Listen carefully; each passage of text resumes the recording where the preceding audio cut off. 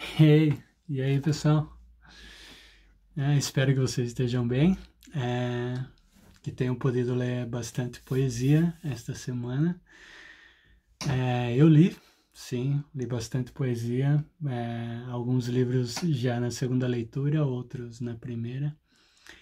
E hoje aqui a gente vai conversar sobre o livro do Frederico Clamp, Bichos contra a Vontade, publicado pela Sete Letras. Então aqui, Frederico Clamp, Bichos contra a Vontade. Não sei se vocês leram esse livro, eu achei bem interessante, legal, e a gente já vai conversar um pouquinho com ele, com o Frederico aí. Mas antes gostaria aqui de falar um pouquinho, né, sobre o canal. Então esse é o Pub, para quem não conhece. Pub vem de pub, primeiro, porque na verdade eu falo aqui da Inglaterra, então tem essa ligação com o pub daqui, os bares. Inclusive eu falei que depois que passar essa pandemia, talvez a gente possa até fazer alguns vídeos em diferentes pubs aqui, para vocês conhecerem, para quem não conhece. Mas pub também porque é sigla de poesia ou poemas, então é o que a gente conversa aqui, poesias, poemas. É universal, então poesia universal. Universal porque hoje em dia acho que há poetas em toda parte do planeta escrevendo em língua portuguesa ou língua brasileira. E também universal porque por causa das camadas sociais, hoje em dia também as pessoas felizmente estão se expressando desde todas as camadas sociais, de todos os gêneros, né? De todas as, sim, de todos os estilos poéticos, de todas as, com todos os temas, né? Buscando aí expressar, né, a sua voz, os seus problemas, os seus sonhos, né, as suas vontades, os seus desejos, nesta forma poética. Então, universal realmente é para ir tentar né, conter aí neste termo todas as possibilidades que hoje em dia há na poesia contemporânea, de língua, né, brasileira ou portuguesa.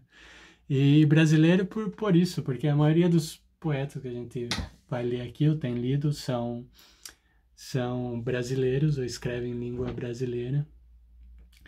Mas o que não impede, como eu sempre falo, da gente, às vezes, falar aqui, conversar com um poeta que não seja brasileiro, que escreva em língua brasileira ou portuguesa, mas que seja de Portugal, ou Moçambique, ou Angola, ou qualquer país que use essa língua. Tá bom? Então acho que é isso, sei lá, deixa eu pegar minha colinha aqui, que eu sempre esqueço essas partes aqui da... Queria agradecer, claro, como sempre, né, a todos vocês que já se inscreveram no canal. A gente já está chegando aí a 100 inscritos, o que é uma marca, né? Então, muito obrigado. Obrigado também pelos comentários, pelo apoio, pelas sugestões de livros, e por me ajudar, né? Com isso, que realmente esse canal é para isso, né? Para quem não sabe, é para realmente conversar sobre poesia e para mim, particularmente, poder ampliar, né, a minha visão de leituras, a minha, né, aprofundar o que eu leio e dessa maneira poder, sim, conhecer melhor o que é a poesia, o que é as possibilidades da poesia, do eu poético de cada um. E assim, né, enriquecer, né, a minha leitura. E quem sabe a leitura de vocês também, que estão aqui curtindo.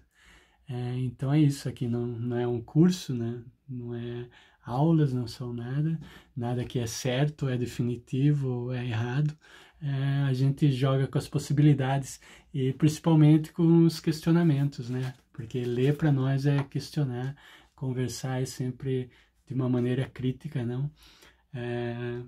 Socrática, para quem quiser, né? Que é aquela coisa de sempre estar aí duvidando de si mesmo, duvidando do que lê e fazendo perguntas. E geralmente é o que a gente faz aqui, coloca perguntas sobre aquilo que a gente leu, como eu vou fazer aqui com esse livro. Mais do que dizer não o que deve ser feito, o que deveria ser feito, porque não, isso é irrelevante, acho. É, a não ser em certos momentos, mas acho que aqui na nossa conversa quase nunca. Mas é isso daí.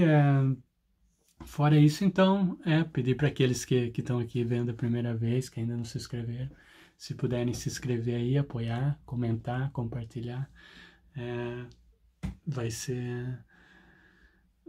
ser uma atitude aí muito, muito aí bacana.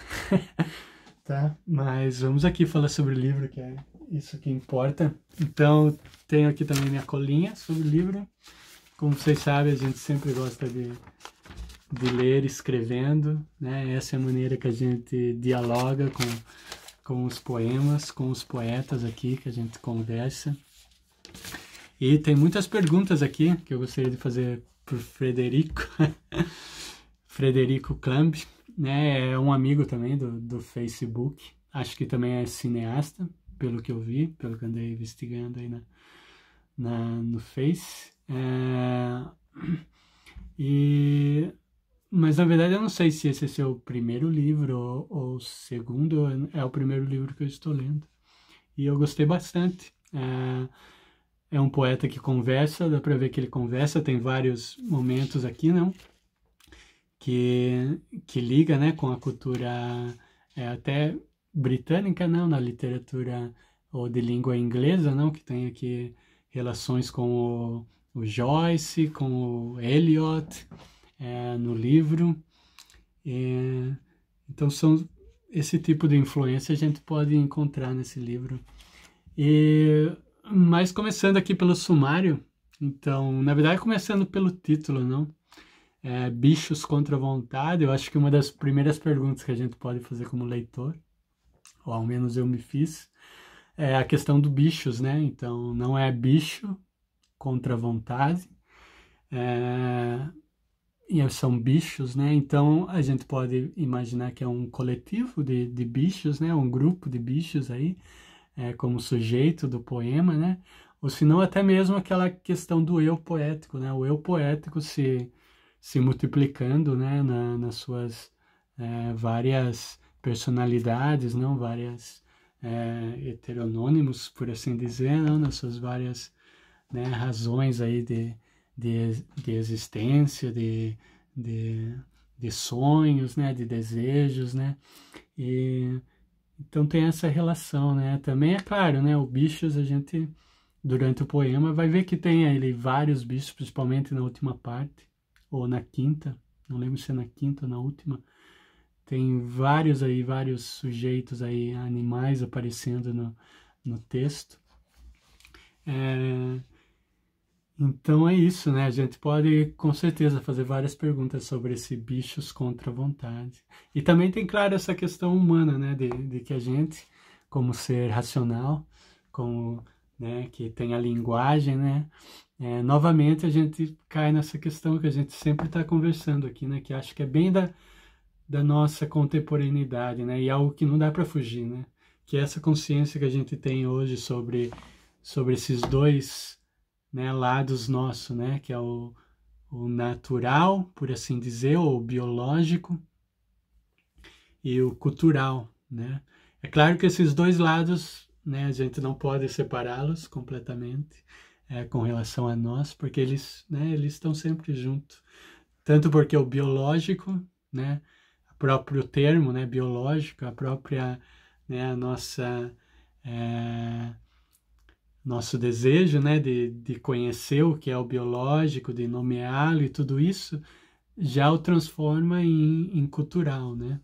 E do outro lado a gente tem o cultural, tem o nosso, né, a nossa cultura, a nossa linguagem, a nossa maneira de se comportar, de viver, não? As nossas crenças, né? Os nossos mitos, hábitos, tudo aquilo, ele está sempre sendo influenciado, não?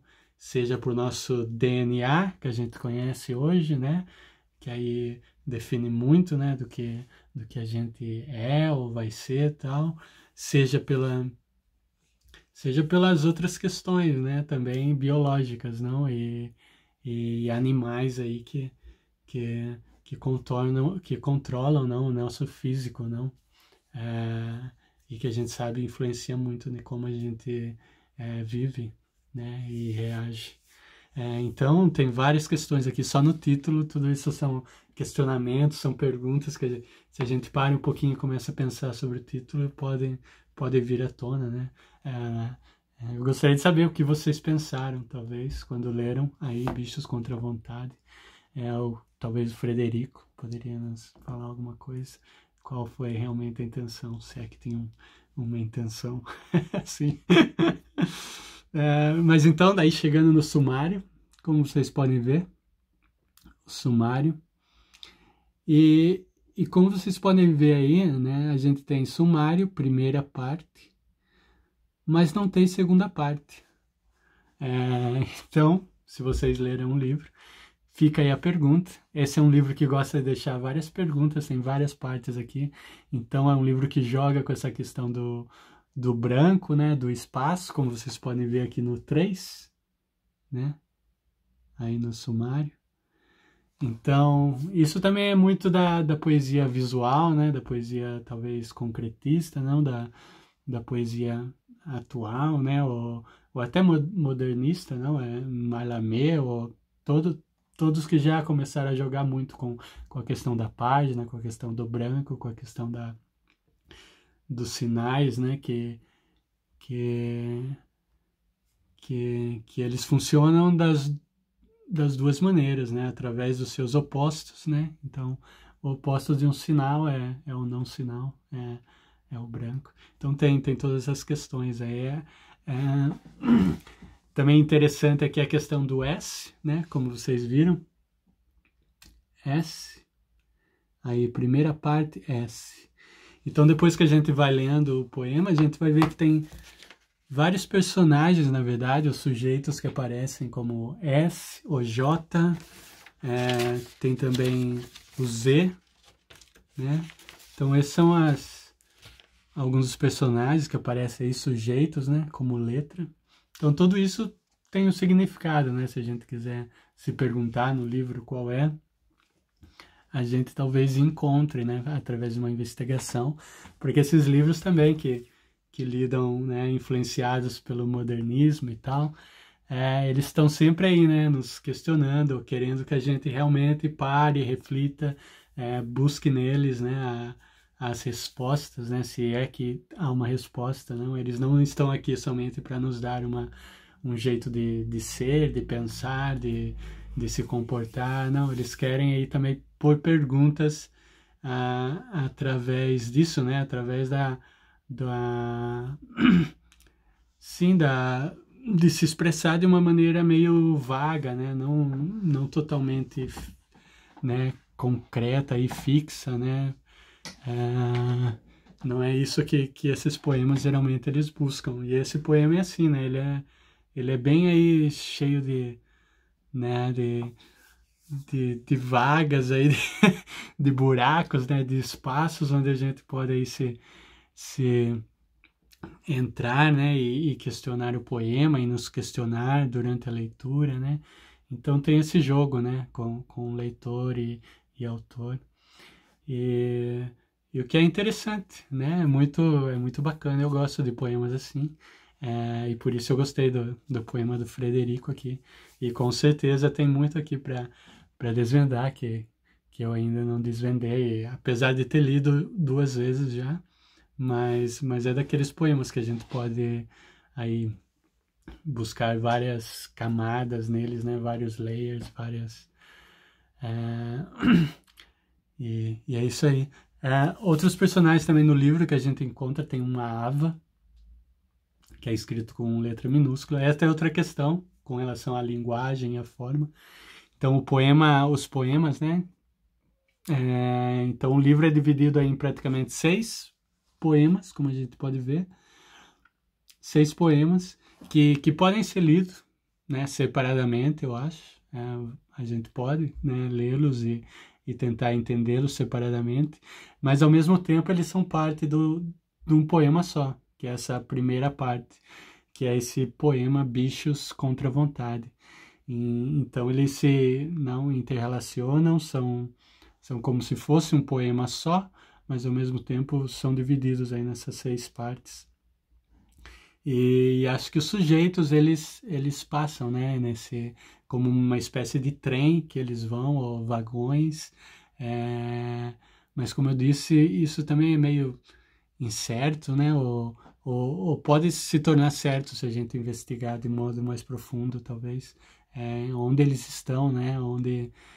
Qual é a localidade desses sujeitos, né? Qual é a temporalidade, né, desses sujeitos, porque é um poema que ele toca em questões atuais, né? Como a gente pode ver em algumas partes aqui, né? Que dá a sensação que está tratando do agora, né? Em questões políticas, em questões sociais, mas ao mesmo tempo parece uma viagem, né? Da imaginação ou de reflexões, né? Então, nesse sentido também, outra coisa que é interessante aqui são as formas, né? Então, é um poema escrito, mostrar aqui o comecinho, né, para vocês, não sei se vocês vão poder ver bem aí, mas então a forma dele, tipo, é livre, né, versos livres, a maioria seguindo aí, né, versos curtos, né, não longos, né, e entre espaços, né, entre as estrofes, né, algumas estrofes, então você encontra estrofes, né, com 2 versos, outros com 4, outro com 6, mas tudo aí criando uma narrativa, né, a mesma narrativa aí dentro dos poemas, e no geral também, no contexto geral, a gente pode ligar as narrativas aí em uma história só, né, em uma intenção só. Mas ele tem daí dentro dessa estrutura, ele tem partes em itálicos, né, que a gente pode não tentar imaginar pelo que está escrito aqui, que são falas, né, de certos personagens ou reflexões, né, isso foi a impressão que eu tive, talvez eu esteja totalmente enganado, e outras partes que tem entre parênteses, não em itálico, somente entre parênteses, que também parecem ser aí um lado mais racional dentro da, da narrativa, né, alguém falando aí de maneira mais concreta sobre as coisas, né, dando uma opinião aí mais concreta e fixa sobre certos temas. Mas é um poema bem concentrado na questão da linguagem também, aí com termos, né, relacionados com o latim, né, com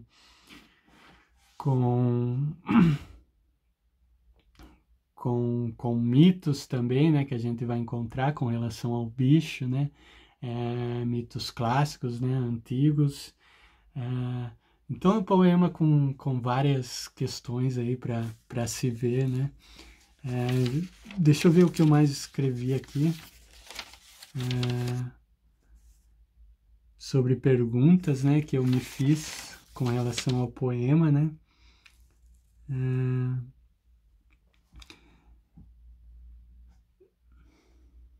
Acho que eu poderia ler, na verdade, essa primeira parte para vocês, como o poema começa, que ele começa de maneira bem bonita.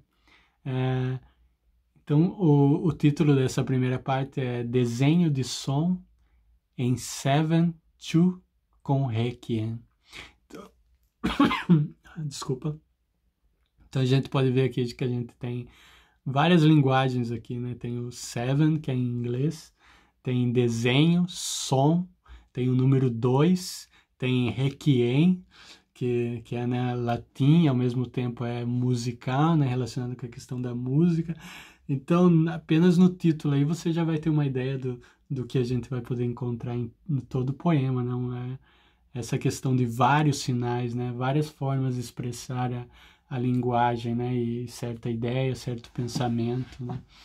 Então, tudo isso para desvendar, né, nos custa, né, é um trabalho aí, mas um trabalho legal, né, um trabalho que a gente gosta quando os poemas nos põem nesse canto aí, nos acurralam aí, nos dizem, você quer saber sobre mim, então venha, né, me investigue aí, me gastem um tempo comigo, né? Porque a nossa relação não vai ser tão simples.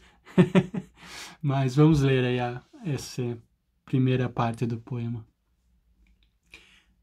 Desenho de som em 7/2 com Requiem.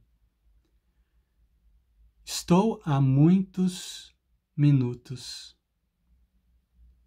olhando a quina do grande caixote carregado pelo vendedor. A quina é o que posso ver da posição em que me coloquei. O caixote apático, quase amorfo, descascando sob o tempo.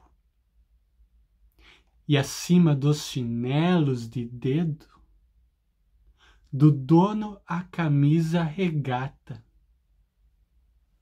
2 gotas que descem pela têmpora. Então, muito bacana, né? O começo, né? Então, o começo já dá essa ideia de localização, de situar-se, e através da onde a gente se situa, é o que é possível ver e o que não é possível ver. Então, né, a gente tem o autor, né, do poema, ou esse sujeito, né, poético, nos dizendo aqui que da posição em que me coloquei. Mas, ao mesmo tempo, a gente pode se perguntar, essa posição em que ele se colocou, foi uma posição que ele se colocou por vontade própria, ou era a posição dentro desse espaço, né, que mais ou menos estava aí, né, chamando a atenção dele, que seria um lugar interessante, um lugar apropriado para se pôr, né? E ao mesmo tempo, quando a gente abre o poema, então a gente vai encontrar, né, que a gente se põe numa certa posição para ler o poema já, né? A gente sempre vai partir de uma posição, por mais que a gente queira aí, né, ter uma posição neutra para realmente entrar no poema e poder aí, né, ser possuído pela voz do sujeito poético. Então tem essa questão da quina também, né? A quina é o que posso ver.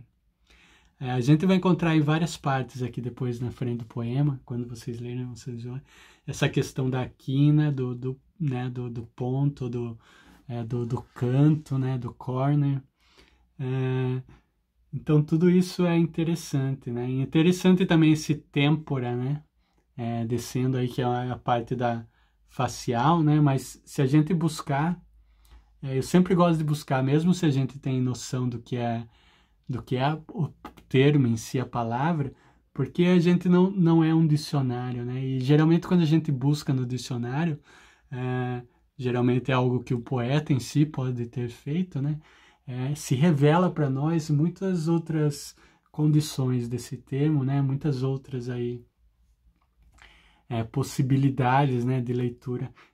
Por exemplo, esse têmpora, né? Então o dicionário nos diz têmpora, anatomia, cada uma das regiões laterais da cabeça, situadas acima do zigoma, fontes da cabeça. Religião. Então, aquela foi a definição da anatomia, mas temos uma definição da religião. Cada um dos períodos penitenciais de 3 dias que era uso observar na igreja católica no início de cada uma das 4 estações do ano. Então, do latim tempora, tempus.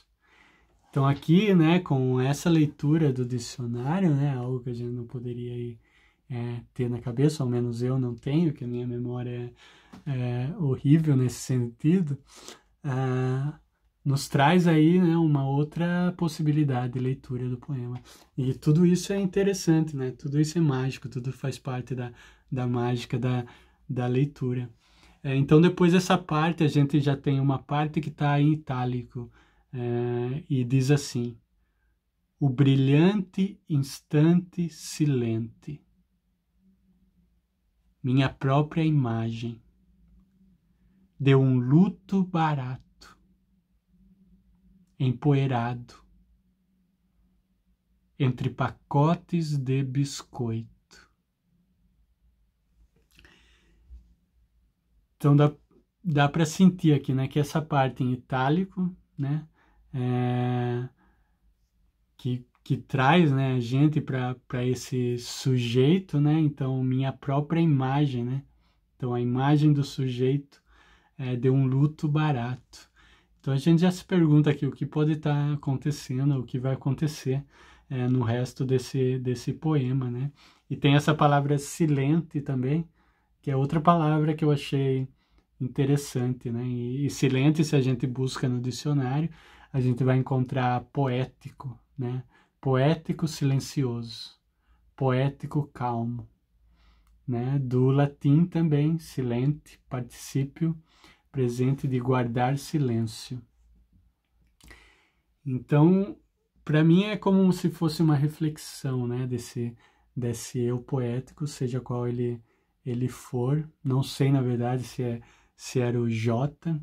Parece que é o J dentro do poema, mas pode ser o S, né, como a gente vê ali, a primeira parte, S. Mas fica aí, meio a ser desvendado isso daí. Talvez o Frederico poderia nos dar um toque, ou não, né? Que é melhor, às vezes, o mistério. Eu acho que a gente já vai chegando mais ou menos no que a gente tinha que dizer, né? Do poema, né? Não que a gente esteja dizendo tudo, né? Pelo contrário, a gente já só está dando umas ideias aqui, né? Nessa conversa sobre poemas. Também interessante a questão dos títulos, né? Ali, esses títulos do Ónfalos, né? Que vocês podem ver aí. Ónfalos e Confutatis. Então, Confutatis também pode ter ligado aí com Requiem, né? Que tem um Requiem famoso do Mozart, né?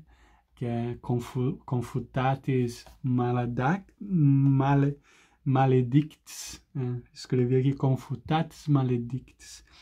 E Confutatis também eu busquei, né? Ele vem do latim também, confutare, e tem mais ou menos sentido, né? De silenciar, destruir, reprimir.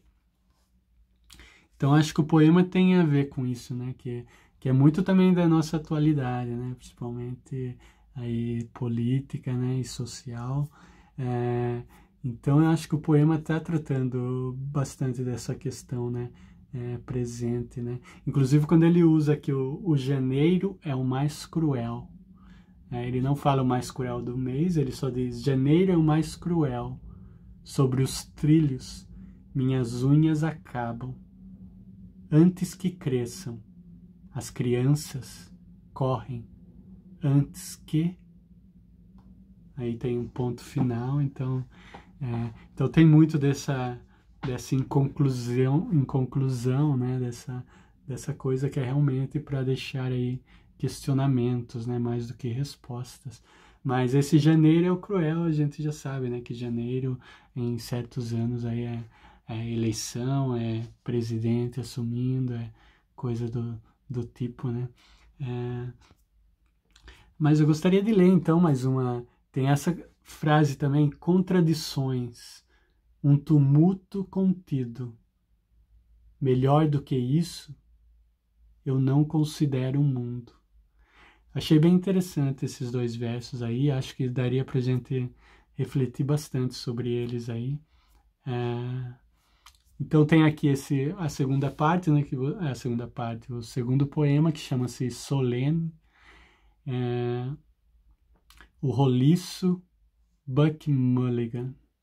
Então, Buck Mulligan o personagem fictício, né, do Ulisses, né? Isso, na verdade, me veio na cabeça, né, que seria um personagem fictício, mas eu não lembrei que era o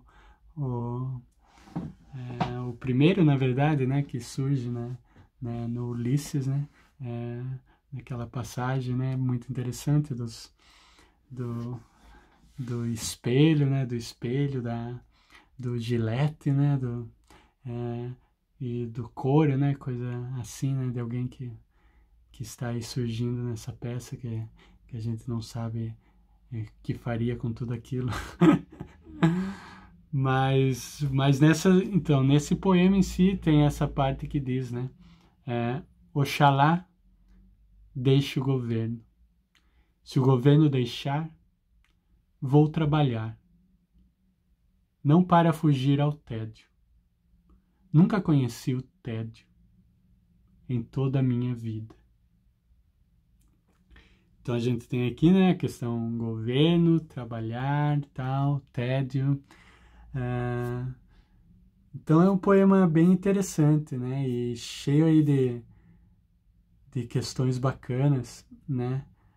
A coisa da temporalidade que eu falei, né, que é também confusa, né. Veja essa parte onde diz: estou há vários minutos dentro desse trem. Estou há muitas horas saltando de um vagão a outro. Então, interessante, né? Essa relação de minutos, horas, trem, vagões, saltando e dentro. É bem bacana. Mas a gente já vai chegando aí nos nossos 35 minutos. Geralmente os vídeos aqui a gente faz de meia hora. Queria dizer, Frederico, parabéns pelo livro. Né? Gostei bastante, muita coisa aqui interessante aqui que a gente poderia conversar. Gostei da linguagem, né? Gostei aqui das referências, né? Acho que tem uma referência a Eurípides aqui que eu também vi, que acabei de passar o olho. Tem várias partes muito bacanas, né? Que a gente poderia conversar, tratar aqui.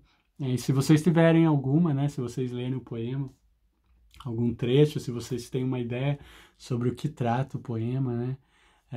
Se é que ele trata de alguma coisa específica, né? E quiserem compartilhar aí, né? Escrevam aí, né? Nos comentários. E no link aqui desse vídeo a gente vai ter aí o link para vocês aí adquirirem o livro aí, né? Souberem mais sobre o Frederico.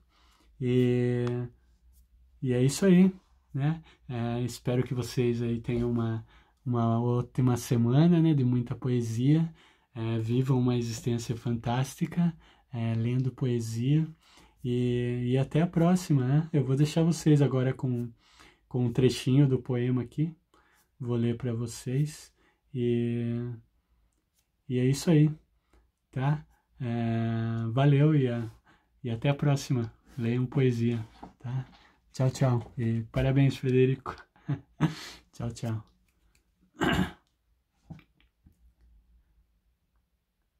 Z. Me disse uma vez, 10 cores na cara. Melhor ser bom, corredor que pugilista. É mais fácil vomitar com socos que com fome. Mas os rapsodos também vomitavam os poemas pela boca, como as abelhas que vomitam o mel pela boca uma das outras.